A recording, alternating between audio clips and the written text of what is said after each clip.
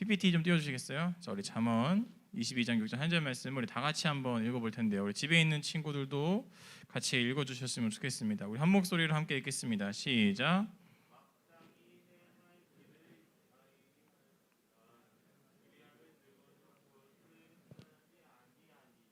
아멘.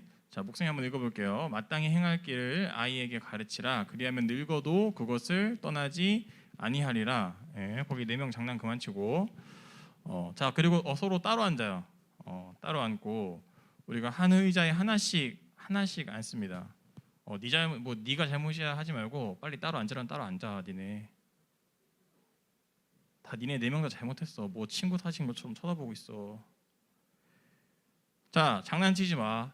자, 지주형 뒤로 가. 자, 2명씩 앉은 사람들 다 따로따로 앉아요. 괜히 또 이렇게 해서 또 우리 코로나 뭐 이렇게 어쨌든 조심할 건 조심해야 됩니다. 자, 2명씩 앉은 사람 여기도 따로 앉아. 자, 따로따로 가고. 자, 이제 PPT 저희 화면으로 넘겨주세요. 오늘은 우리가 그 일단 삼켜라는 제목을 가지고 잠깐 목사님 여러분들이랑 말씀을 나누려고 합니다. 일단 삼켜라는 말 속에 어떤 의미가 담겨 있을지 여러분들 잘 한번 살펴봤으면 좋겠어요. 자, 우리 임마누엘 하나님이 자, 한 번 더 임마누엘 하나님이 네. 자, 우리 주제가 다시 성벽 앞으로죠. 이제 아까도 우리 병욱이가 잠깐 얘기를 했는데 여름 수련회가 어쨌든 다가오고 있습니다. 그래서 이번 여름 수련회는 가급적 온라인은 안 하려고 그래요. 온라인 안 하려고 그러고 목사님 생각은 이제 온라인 없는 예배를 종종 할 거예요. 그래서 온라인으로 못 드리는 친구들은 이제 후에 우리가 녹화를 한 거를 저녁 시간에 올리면은 그 시간대에 드리는 거든지 이렇게 이제는 좀 우리가 현장으로 와야 되지 않나라는 생각을 목사님은 계속 합니다. 여러분들 학교 가고 학원 가고 스터디 카페 가고 친구들이랑 PC방 가고 놀러 가는 것처럼 현장에서의 활동들이 다 되고 있는데 이제 교회만 안 오는 거에 대해서 목사님은 굉장히 이건 진짜 아니다라는 생각을 해요. 그래서 이제 그런 일환 중 하나로 언젠가 이제 현장 예배만 한번 드려야겠다. 그래서 이제 그게 물론 좀 많은 분들이 올 수 있을 때를 가정하는 거죠. 그래서 일단은 우리가 온라인도 또 이제 많이 익숙해지긴 했지만 또 현장으로 돌아올 때가 됐다. 이제 코로나 백신도 많이 맞고 있고 또 이제 일상으로 좀 돌아가고 있잖아요. 또 그리고 목사님이 아무리 생각해봐도 모르겠어요. 이게 아무튼 이제 올 수 있을 때가 많이 된 것 같아요. 자, 이제 목사님 화면만 좀 비춰주세요. 오늘 목사님이 최근에 그 뉴스 하나를 봤습니다. 뉴스 하나를 봤는데 미안해요. 다시 PPT 보여줘야겠네요. 거기 보면 울릉도에 대한 이야기가 나왔어요.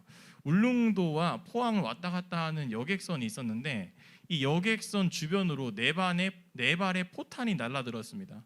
그러니까 잘못하면은 여객선이 맞아서 저 안에 300명이 탑승하고 있었는데 300명이 그냥 진짜 휴대폰 하다가 갑자기 포 맞고 죽을 수도 있는, 침몰했을 수도 있는 이런 아찔한 일이 일어났죠. 다행히 여객선 앞뒤 옆으로 빗나가서 다행이었지 한 발이라도 맞았으면 이거는 또 별의별 얘기가 정치에서 다 나왔을 거예요. 자, 그런데 왜 이런 일이 발생했냐를 좀 검색을 해보니까 약간 서로 다 남 탓을 하고 있어요. 그게 그 현대중공업이라는 중공업에서 해군에게 인도할 군함을 만들었다가 시험으로 포를 쏜 거죠. 군함을 해군한테 인계하기 전에 포를 쐈는데 이제 그 군 측과 그 선사 측에서는 우리는 저쪽에 사격을 할 거니까 여객선들 이쪽으로 들어오지 마라라고 통지를 했다 이거예요.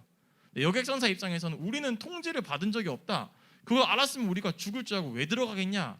서로 옥신각신하고 있습니다. 통보를 했다와 통보를 못 받았다. 이런 왔다 갔다 이야기하는 거죠. 사실 이런 일이 있을 때는 무조건 미리 알려줘야 됩니다. 목사님도 군대 갔었을 때 사격을 하거든요. 그럼 사격장이 민간 산 같은 데 있어요. 그럼 사격을 하기 앞서서 항상 방송을 합니다. 엥엥 소리 울린 다음에 여기서 지금 약촉하시는 분들 지금부터 총 쏘니까 다 나가라. 입산 금지. 그리고 그 사격장 위에 보면은 무슨 빨간색 깃발을 띄워놔요. 멀리서 봤을 때 저기서 지금 빨간색 깃발을 보고 군인들이 총을 쏘고 있구나. 가면 안 되겠구나. 이런 것들을 미리 알립니다.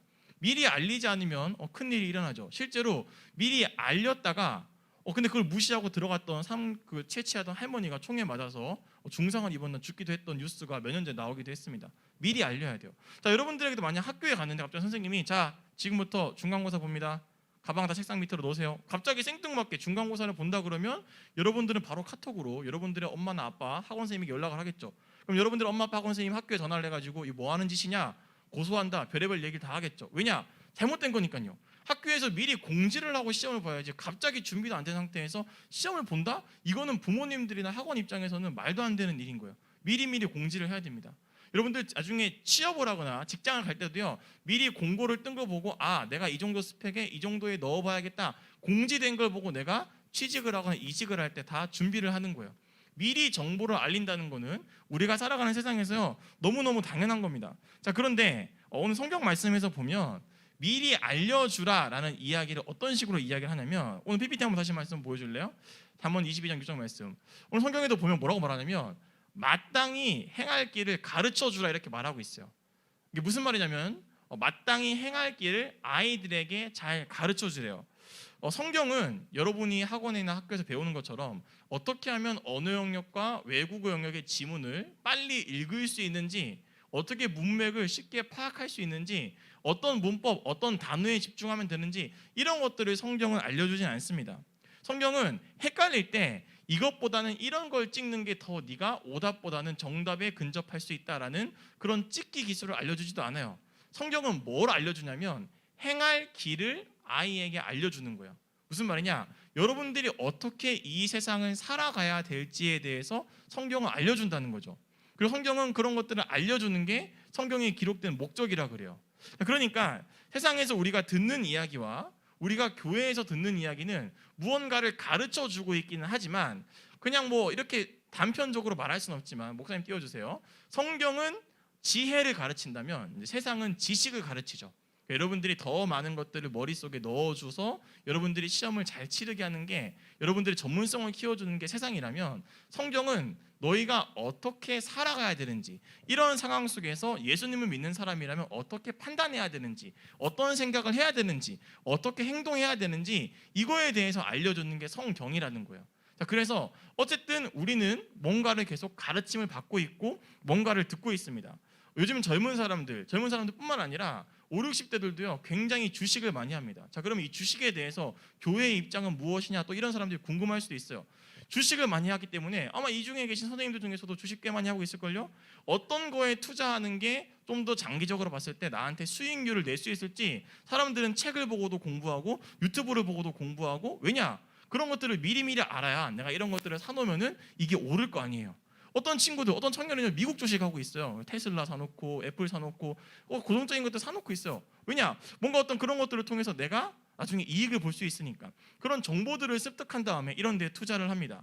어떤 사람들은 이런 보험, 이런 보험, 이런 보험, 이런 보험들을 잘 들어놔야 나중에 너가 혜택을 받을 수 있다, 이런 정보들을 알려주기도 하고 그런 것들을 알기도 해요. 다 우리 인생을 살아갈 때 필요한 정보들이고 알아야 될 것들이죠. 자, 그런데 성경은 계속 말하지만 너가 어떤 생각을 가지고 살아야 되냐, 너가 어떤 방향을 가지고 살아야 되냐, 너가 인생을 걸어갈 때 어떤 기준을 가지고 살아야 되냐, 성경은 약간 어떻게 보면 두루뭉실할 수 있어요.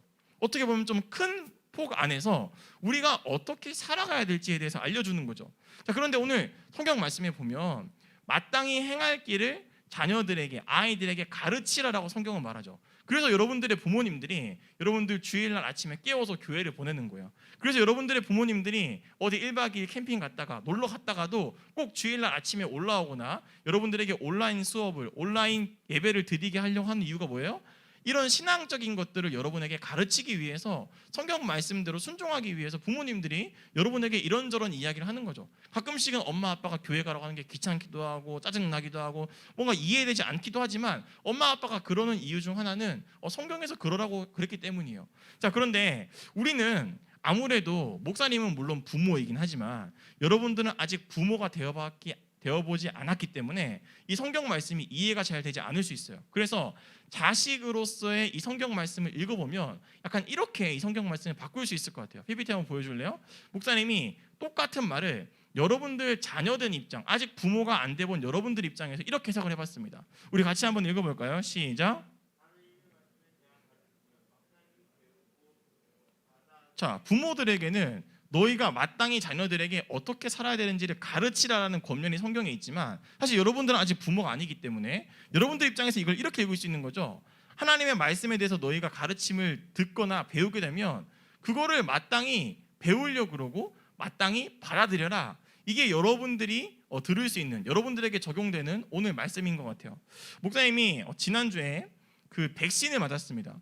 백신을 맞았는데 방금 뉴스 속보에 보니까 얀센 백신 맞고 30대가 죽었다고 떴네요.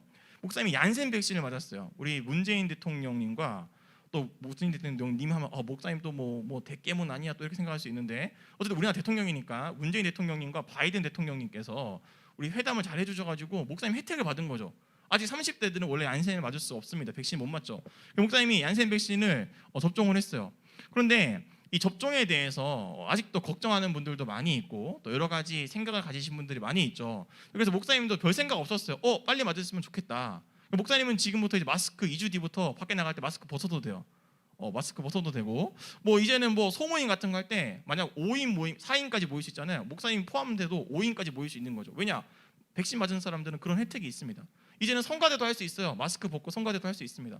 이게 법적으로 이제 허용을 해주는 거죠. 목사님 그 백신을 맞았는데 안 아플 줄 알았어요. 안 아플 줄 알았는데 맞아 보니까 생각보다 아프더라고요. 생각보다 아팠습니다. 그래서 다음 PPT 보여주면 목사님이 백신을 맞고 나서 열을 재봤어요. 목사님이 첫날 오후 2시쯤 백신을 맞고 나서 첫날 정말 아무렇지 않은 거예요. 그래서 역시 나는 운동도 했던 사람이고 평상시에 건강하니까 별일 없겠구나. 뭐 젊은 사람들 아프다고 하긴 하는데 뭐 별일 없겠네. 이제 그러면서 BHC 통닭을 시켜 먹었어요. 원래 그런 것도 좀 안 시켜 먹어야 되거든요. 그러고 있다가 다음날 새벽에 갑자기 막 오줌이 엄청 마려운 거예요. 그 물을 많이 마셨어야 되거든요. 그래서 깨고 화장실을 걸어가는데 내 몸이 아닌 게 느껴지는 거예요. 뭐지? 그래서 이 맨 왼쪽에 있는 사진이 새벽에 제가 스스로 열을 재고 찍어본 거예요. 그래서 어둡죠. 자고 있을 때 찍었으니까 38.5가 나왔습니다. 38.5? 38선인가? 갑자기 그냥 그 순간에 별 생각이 들었어요. 내가 좀 열이 높구나. 잠을 자려고 누웠는데 그 뒤로부터 몸이 아파서 잠이 안 와요. 그래서 아침에 이제 좀 몇 시간 뒤에 일어나 찍어봤더니 38.7이 돼 있어요. 열이 더 올랐네? 이거 뭐지? 왜 이렇게 해서 열이 오르지? 여러분들 아마 이 느낌이 무슨 느낌인지 잘 모르겠죠. 그리고 좀 약을 먹고 했는데도 조금 떨어졌어요. 38.4. 그래서 갑자기 이제 단톡방에 목사님들끼리 서로 몸 상태가 어떻냐 막 물어보는데, 백신 맞은 다른 목사님들은 뭐 이렇게까지 열이 안 나요. 37점 정도였는데 목사님 이 정도면 열이 나고 있는 거예요. 그래서 정말 너무 아프고 너무 힘들더라고요. 너무 힘들어서 목사님이 아내한테 사진을 찍어달라고 그랬어요. 이게 몸이 너무 아프고 힘드니까 내가 언제 내 인생에 이렇게 아파 보겠냐. 사진 한번 보여줄래요? 목사님이 사진 이렇게 찍었습니다.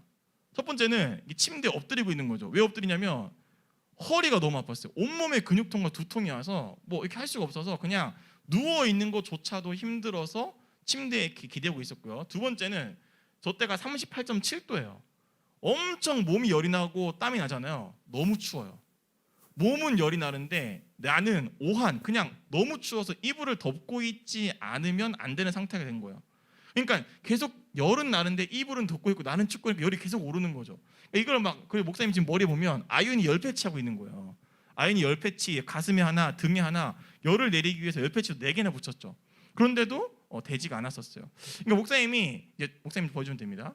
이 백신을 맞고 나서 어떤 생각을 했냐면 다시는 맞고 싶지 않다라는 생각을 했어요. 그럼에도 불구하고 목사님 백신을 왜 맞았냐면 백신을 맞은 이후에 얻게 되는 이득이 훨씬 크기 때문이죠. 일단 다른 사람에게 피해를 주지 않을 수 있어요. 나로 인해서. 그리고 내가 건강할 수 있죠. 그리고 일상으로 돌아갈 수 있는 기회들이 되잖아요. 이런 어떤 지금 비록 백신 맞는 게 두려울 수도 있고 아플 수도 있다는 걱정이 있긴 있었지만 목사님이 왜 백신을 맞았냐면 이게 주는 이익이 더 크기 때문이에요. 자, 무슨 말이냐? 일단 오늘 설교 말씀이 뭐였죠? 일단 삼켜잖아요. 여러분들이 오늘 성경 말씀대로 여러분들에게 교회에서 가르치는 이 가르침에 대해서 마땅히 너희는 배우려고 그러고 받아들여라 라는 이 말을 들으면 뭐야? 난 별로 안 배우고 싶은데? 나는 그렇게 생각 안 하는데? 사실 요즘 세대는 그렇게 생각할 수 있어요. 그런데 일단 삼켜라는 게 뭐냐면 일단 쓰더라도 맛이 없더라도 사실 목구멍으로 넘기고 나면 이제 소화시키는 건 우리의 장기잖아요. 물론 입안에 있을 때는 뱉고 싶을 수도 있고 오이 안 먹는 사람들 오이 빼기도 하고 당근 안 먹는 사람 당근 빼기도 해요. 그러나 삼키고 나면 더 이상 내 영역이 아니잖아요. 백신도 마찬가지더라고요. 여러 가지 위험성도 있고 고민도 있었지만 맞고 나면 이제 그 뒤로부터는 몸이 알아서 하는 거예요. 일단 맞는 거죠. 일단 삼키는 거죠. 하나님의 말씀이라는 게 그런 것 같아요. 하나님 말씀대로 살고 싶지 않은데요. 이것도 이해되지 않는데요. 그러나 우리 청소년 시기는 어떤 시기냐면 목사님처럼 아직 하나님에 대해서 잘 모를 수도 있고 젊은 시기는 어떤 시기냐면 하나님의 말씀에 대해서 일단 배우려고 하는 거예요. 일단 받아들이려고 하는 거예요. 여러분들 벌써부터 이런저런 기준을 가지고 이런저런 페이스북 영상을 가지고 이런저런 유튜브들을 가지고 너무 하나님에 대해서 쉽게 판단하지 마세요. 일단 여러분들은 어떤 시기냐면 마땅히 배워보려고 하는 시기예요. 마땅히 받아들여 보려고 하는 시기예요. 마땅히 믿어보려고 하는 시기예요.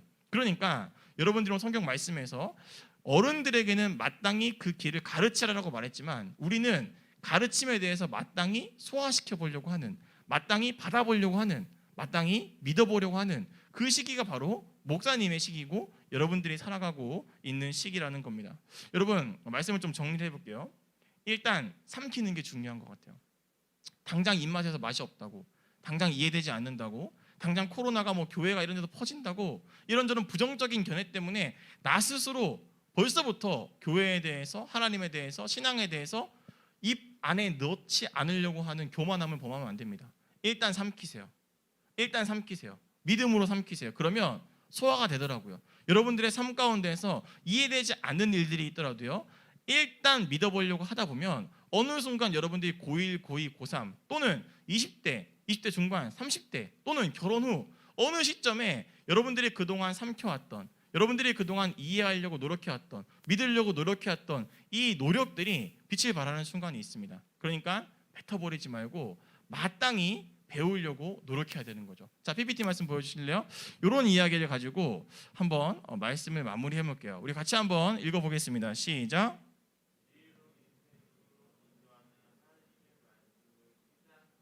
네, 하나님 말씀이 쓸 수도 있어요. 아플 수도 있어요.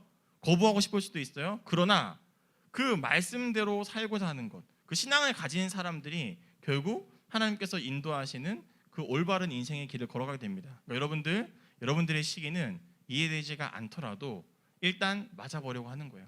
일단 받아들이려고 하는 거예요.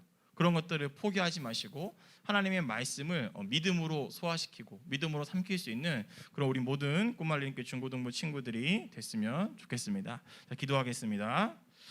하나님 감사합니다. 오늘 우리에게 이렇게 찾아와 주시고 주일날 예배를 통해 찬양을 통해 하나님께 나아가게 하신 것 감사합니다.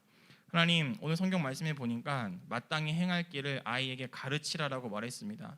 우리는 자녀된 자로서 또 아직 학생으로서 마땅히 우리에게 가르치려는 그 가르침에 대해서 그것들을 믿음으로 받아들이려는 그런 말씀을 오늘 들었습니다. 주님, 때로는 이해되지 않는 것도 있고 때로는 걱정되는 것도 있고 두려운 것도 있고 때로는 내 생각대로 생각했을 때 도무지 이거는 아니다라는 생각이 신앙에 대해서 하나님에 대해서 들 수도 있습니다. 그러나 주님, 아직 우리는 하나님에 대해서 다 알지 못하고 하나님에 대해서 더 많은 것들을 알아가야 하오니 우리가 벌써부터 나의 짧은 견해를 가지고 나의 짧은 인생 경험을 가지고 하나님을 함부로 판단하거나 하나님의 말씀에 대해서 경히 여기지 않게 하시고 우리가 하나님의 말씀을 믿음으로 받아들이는 그런 노력들, 믿음으로 삼켜버리는 그런 노력들을 할 수 있는 우리 모든 꿈마을림교회 중고등부 친구들과 선생님이 될 수 있도록 우리 가운데 함께하여 주시옵소서. 예수님의 이름으로 간절히 기도드렸습니다. 아멘.